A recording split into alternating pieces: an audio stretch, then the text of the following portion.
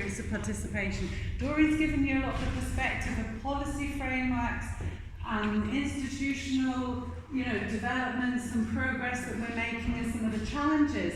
What I want to bring to this discussion is the academic evidence, if you like, the international evidence and the Scottish evidence that we've gathered on participation. I'm actually standing in today for Oliver Escobar, who some of you may know. Oliver is currently on holiday in Galicia with his wife, his dachshund dog, and their donkey that has its own passport. Actually, believe it or not, a donkey can get its own passport. So that's where he is. You can follow him on Twitter, and he will still be commenting because he's very much engaged in the Scotland Citizens Assembly. Oliver and I worked at What Works Scotland, and the work that I'm going to present to you is from our research in What Works Scotland. But I currently am the research team lead for Children's Neighbourhoods Scotland. But the Children's Neighbourhoods Scotland that I'm working on also is driven by the participatory democracy agenda, but from the perspective of children and young people. So hopefully I'll be able to cover all of that in time. Right. So just to tell you a bit about What Works Scotland, who's familiar with What Works Scotland? Oh, quite a lot of you. That's good. It's really good. Okay, we've now come to an end of the project. It was a 4-year project with the University of Glasgow and Edinburgh, funded by the Scottish Government and the Economic Social Research Council, and we've engaged a whole range of national partners. So you might have been involved in some of our events and some of our activities. What I'm going to start with is just give you an international perspective.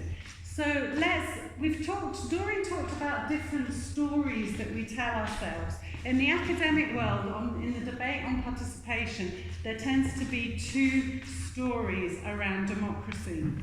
And the first story is, if you like, a story of decline. So in this scenario, we can think quite negatively about the state of our democracy in the world at the moment. And we have good reasons to worry, because we have a global democratic recession at the moment. The recent surveys of all democracies show that those democracies, key features of those democracies are being eroded and undermined. We also know that young people are showing preferences towards more authoritarian leaders at a global level. So these are really worrying trends. At the same time, you may be aware that in the media and other sources are feeling that there's low trust and legitimacy. I mean, Fiona's spoken about a key decision that's been taken today about the Prime Minister's country. So there's quite a negative scenario. On the other hand, we could look at the international trends in democracy in quite a positive sense, because in many ways, citizens are very, very different. If you think of your parents and their parents before them, we have a very different way of thinking about politics and how we interact with decision makers. We're far less deferential than we were in the past, and we're far more knowledgeable. We're able to access information in a way that was never possible before. So in many ways, what we have in the story of progress is a citizenry that are far less receptive to what we are told we should think and should do. We expect more. We expect to be consulted. We expect to be more a level of participation. And many citizens are dismissive of the ways in which they're offered to participate in democracy. We need different channels of political expression.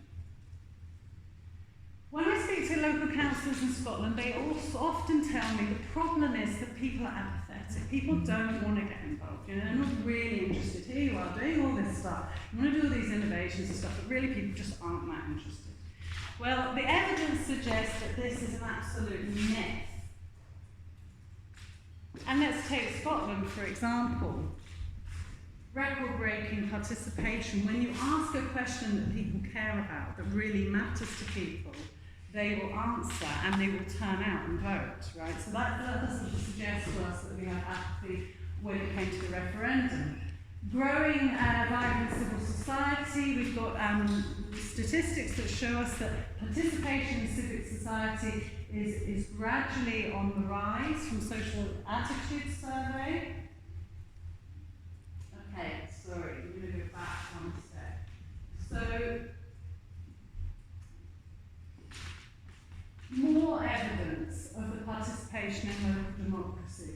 So, despite the fact that I would argue very strongly that we don't have a population of people who are apathetic, they are not happy with the channels that they've been given to participate. They do not feel the way in which they are invited to get involved works for them in the context of their lives. So 35% of Scottish citizens actually feel part of decision making, which is worryingly low. But 77% would get involved if it was easier to participate in the decisions that matter to them. 80% feel they should have a say in those issues, and 96% said people should be involved in making decisions about how services are planned and run. Again, not a sign of apathy, actually a sign that we have not developed the methods, the ways in which people can participate to meet those aspirations. Right, so a little bit more interactive stuff. So what I would like you to do is, back, forward, this way. Could you please stand up if in the last 12 months you've participated in a forum to discuss a policy or community issue in any forum? Please get up onto your feet. Let's get a poll for the... Yeah, Kevin, you are. Okay, so pretty much the majority of people have participated. Right, let's do the next stage of the poll. Can you please stay standing if there was a gender balance? If there was not a gender balance, sit down. How good are we on gender? Not great! So, issues around gender balance already in your experience of public forums. Those of you who remain standing, was there a mix of personal and professional backgrounds, or within that group were people from more or less the same background? Stay standing if there was a mix. Okay, we're now down to 1, 2, 3, 4 people where there was a mix. Range of perspectives and opinions. We'll move on to age range. Stay standing if there was a good age range in your forum. Oh, lost another 3. We now are left with David holding it together. I might technically be disqualified. But... In that forum, was there an income range? Yeah. Was there a sense that most participants felt included and influential? Yes? Did they enjoy it? Yes? What was it? A sense that their participation would have a clear impact? Yes. Although I could have Go for coffee with David in the break and find out what his participation was. It was an event for gay and bisexual men, so technically there wasn't a gender balance, but I ruled that one out. Well, because it was of a specific, you could get away with that. Yeah. Okay, well that just demonstrates you. Thank you very much, David, and please go and speak to David in the break. One aim to do that is really demonstrate to you what does good participation look like, and what does that actually, how difficult is that to achieve? Actually, I was quite shocked at how many of you dropped down on the gender balance, because you know, I thought we'd got somewhere there, but clearly we have more work to do. Really challenging often the age range, where we often fail to get that better. But we know that good participation involves diversity of backgrounds, incomes, perspectives, age ranges, and we're going to look at methods that can help us to achieve that. So, that exercise also demonstrates what Oliver has recognised as being the 3 main challenges that we repeatedly face with community engagement and public participation. And the one that came up a lot there was around inclusion and diversity. It remains a challenge to facilitate inclusion and diversity. But even when we have good inclusion and diversity, in order for people to feel that they've influenced the process, that they have actually enjoyed the process, that the quality of dialogue was good, that people listened, that they learned from each other, that involves quality of dialogue and deliberation. And the third area where we have a significant challenge and a lot of work to do is to make sure that the process itself is directly linked to a policy outcome, to impact.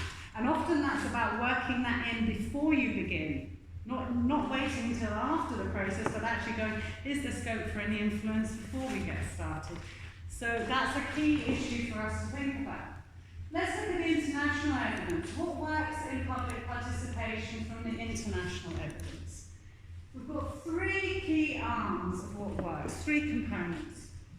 Firstly, what works are methods that are multi-channel. So working and participation requires not just one type of participation, but often working online while at the same time doing face-to-face forums, facilitating a range of ways in which people can get involved. Going back to how people do not feel the current processes and opportunities they have to participate are working for them. So we need multi-channel. Second component is inclusive and deliberative. So where we need to look at the issues that we just saw there around who's involved and how they get involved, we also need to look at how do we actually facilitate processes that give people the opportunity to learn, to reflect, and to make considered judgments about the issues that are presented to them. Okay, and that's what deliberation is about. And we'll be talking later about mini-publics, which can be in the form of citizens' juries, they can be in the form of citizens' assemblies, but they're a good example of a deliberative process. And the third element is empowered and consequential. Fiona talked about having skin in the game. There's absolutely no point in participating on issues that don't matter to people. That they don't feel that there's actually anything really to gain in taking their time. And too much of participation has felt like there wasn't any real skin in the game. Okay, so very quickly, some examples of multi-channel participation that you might want to tap into, some international examples where there have been interesting methods using online, face-to-face and crowdsourcing. Good examples from Reykjavik. Beside Madrid, they've moved forward with quite a sophisticated version of PB and systems laboratories. So they're all worth looking at.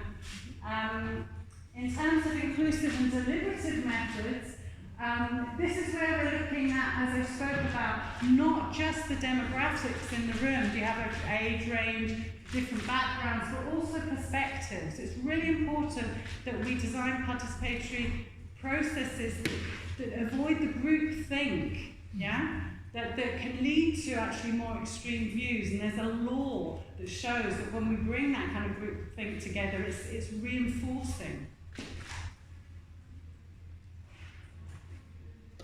And deliberative engagement. Again, as I said, hearing and scrutinising different views and making informed decisions. Now, Fiona's already talked about participatory budgeting. The reason it comes up quite a lot is it's seen as, like the issue in the Scottish referendum when there's a big question that matters to people, a lot of participation hasn't actually involved resources. This type of participation, where it involves resources, gives the potential for people to feel they've got actually a meaningful and consequential say in something that will result in spending decisions, and that's really important. I'm not going to spend too much time on PE though, and I want to just reflect on where we are in these different forms of democracy and participation over time. So, the dominant two up until the 1990s are representative democracy, which is electoral politics that you're familiar with, party politics, and participatory democracy. In the 1960s, there were civil rights movements, a huge reaction from marginalised groups to the societies they were living in that were excluding them, and what was called the uninvited publics, demonstrations, campaigns, demanding the right for inclusion. We're now from the 1990s into this field which we might call the deliberative democracy field. And this is where we're talking, where the emphasis is not just on participating, but on how people participate, on the processes in which informed decisions are made. So it's not simply enough to be in the room, it's really important how that process within the room takes place. An example of deliberative democracy and a technique or a method that you've already heard about and described in different ways. We call it in What Works Scotland a mini public. And a mini public is essentially a mini of the public. Okay? So it's a demographically representative assembly of citizens. Now the sampling of those citizens is a highly technical process, often done by specialist companies, market research companies, who stratify across the different parts of the population so that you have a balanced representation of citizens. Now, because we're talking about community safety, I thought it might be useful to tell you an example of a mini public that we ran at Work Scotland on an issue that is relevant, I think, to community safety, which is community bonfire. And this was a massive issue in Aberdeenshire, where there's a real tension between public services and local communities over whether or not the community bonfire was safe and could be managed and could be done. And what they decided to do was to set up a citizens' jury, if you like, or a mini public, to deliberate on the issue. So the partners involved the police, fire and council services. Now the key thing with the jury of citizens is none of those attending had ever been involved in a community group, they had no experience of this type of process. So they came with no background, with no political agenda particularly on this issue. So it was a new experience, and the process involved them listening to expert witnesses. So the police and fire service and others, council services and citizens, stood as witnesses to the jury. The key thing about the process is that there was a stalemate over what to do with the bonfire, and this process helped them to unlock and unpick what the issues were and produce a set of recommendations to help the council to move forward. Well, I can talk for hours about different mini publics that we've done, and there's another one that I'm going to do in the lightning talk on the North Mar Rural Partnership. We did a really interesting mini public, again, where they gave citizens the opportunity to deliberate on the issue. And they did that as an alternative, actually, to PB. But there are a huge range of different examples for a really extensive report into understanding the mechanisms and the detail of how a mini public works, or a citizens' jury. Have a look at the wind farms one on climate change, which details every single stage of this process. Because there are some challenges with these processes. They require a high level of facilitation and design. You also have to be prepared to invest in overcoming the typical barriers to engagement. So people are compensated for their time, transport is covered, childcare is covered. And often, a minimum you're asking for 2 days of people's time. Often you're asking for a sequence of weekends. So it's more expensive, okay? But what you get in return for that is a far higher quality, often of deliberation, that's very well designed, and a set of recommendations that will have legitimacy because the people involved in the process have no axe to grind. They are simply coming to make judgments based on their experience as citizens and people living in that area. And you can also find many examples on Participedia.net. Are you all aware of Participedia? Yeah, the Wikipedia for the participation nerds amongst you. So you can go there and find all sorts of examples, including the North Mar example that I've mentioned, with full details on how that facilitated that process. Okay. So deliberative innovations, and here's some pictures giving us a sense of all the different types. We've got citizens, juries, planning cells, consensus conferences, deliberative polls, a whole range of different methods that are becoming more and more popular across the globe. And we're now starting to innovate and practice these in Scotland. And it's a really interesting time for us. So we're really seeing this shift towards, I think, a greater openness to trying things, even if they fail, and innovating a little bit. And we've seen this also in community planning. So What About Scotland conducted a survey of community planning officials. We did 2 waves of the survey, 2016 and 2018. And what's really interesting to see is this shift in community planning as well, where they went from 55% participatory budgeting, they're moving towards more participatory budgeting. A huge drop in interest in running task groups and working groups. A decline in public meetings, which I must say I think is a very good thing. Community forums on the decline, but an increase in citizens' juries as well, and mini-publics. So we're seeing this shift towards what you might call more democratic innovations. However, this doesn't mean that all problems are solved, because as you've heard from Fiona and Doreen, we have some substantial issues still to consider. And what came out with the CPO survey was a number of challenges that they still face, even though they're trying to be more innovative in their approach. So there's still a sense that they get the usual participants, consultation fatigue, mistrust.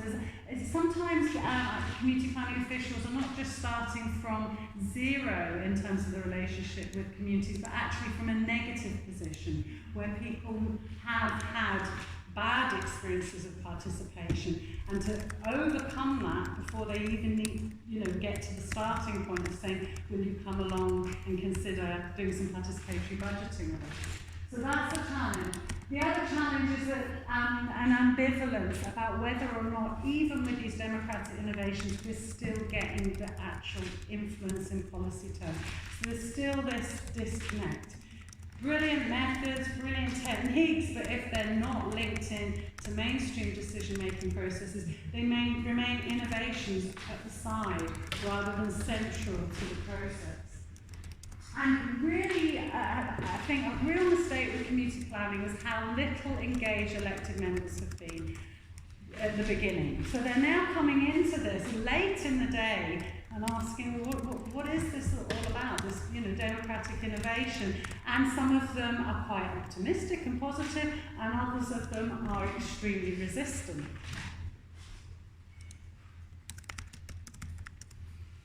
So some key insights from the CPO survey. CPOs, the community planning officials, do see community engagement and public participation as a really important part of their work.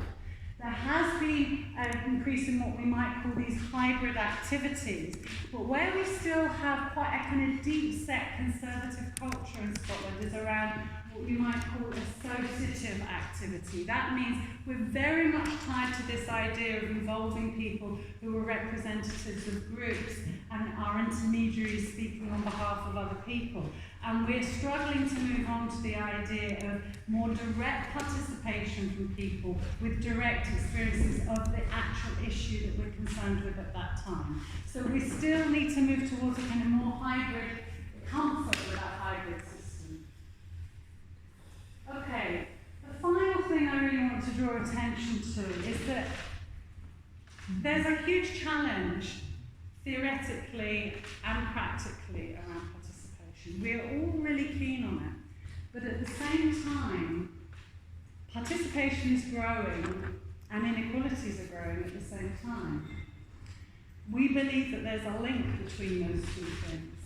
So what we're tending to see is the new forms of participation that are available sometimes require certain attributes attributes or demands on the individual. It's not a simple case of going and marking a cross as you do to vote and participate in an election.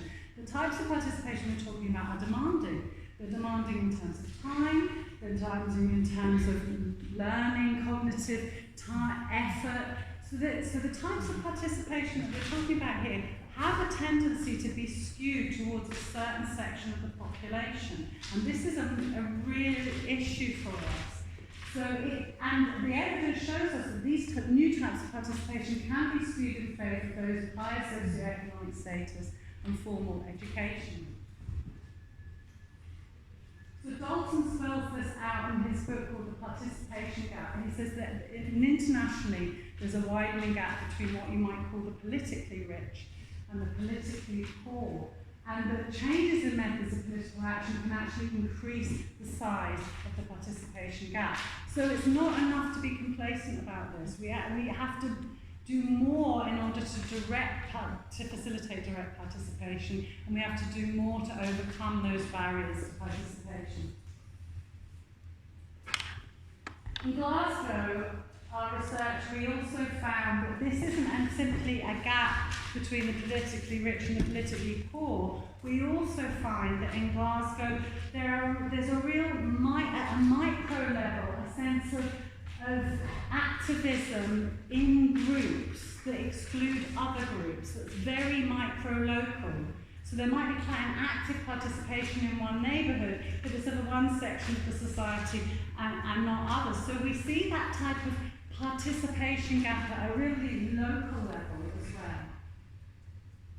So, key message for you today is that unless corrective measures are taken, participation of all varieties will tend to be skewed in towards one section of society, and therefore we have to find hybrid methods of participation to counterbalance that. So, conclusions. Let's take a perspective on where we are in Scotland. We're still in our infancy of developing a participatory democracy. It's an exciting time. There's a totally different atmosphere. While other areas while the other devolved administrations are quite jealous of Scotland, because we do have a narrative of trying new methods and approaches and innovation in Scotland. There is a positive narrative about participation in Scotland, and I don't think we should take that for granted. When we go to Northern Ireland and to England, it really hits you how fortunate we are to have this context to operate in. So this is good, and we have a lot of work to do. We need to think about scale when we do participation. We need to think about how meaningful it is, the issues that we're asking people to get involved in, and how much and the potential they have to impact. We need to think more about incentives. How can we support people with financial costs, childcare and transport?